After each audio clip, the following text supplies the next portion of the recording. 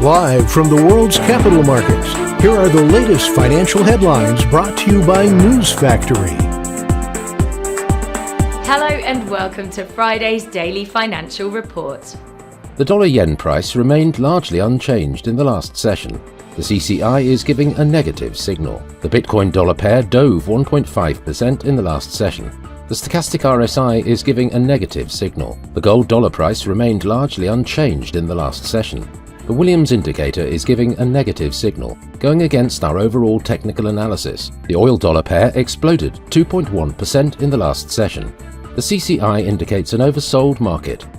And now let's hear what our chief analyst picked up for us today.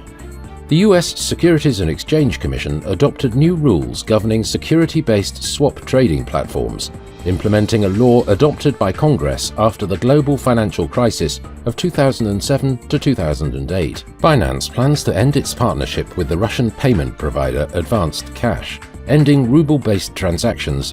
Advcash was used to move funds between sanctioned Russian banks and the exchange. The dollar fell across the board as investors' appetite for riskier currencies grew as they bet the Federal Reserve is done raising interest rates after holding them steady in the previous session. Those were today's major economic events, and now moving on to world financial headlines.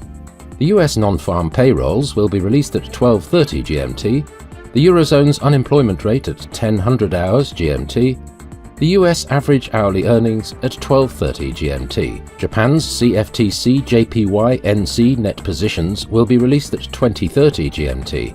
Australia's retail sales at 00 hours and 30 minutes GMT. The UK's CFTC GBP NC net positions at 20:30 GMT. We hope that you've enjoyed Friday's market outlook. On behalf of all of us here, we wish you a productive trading day.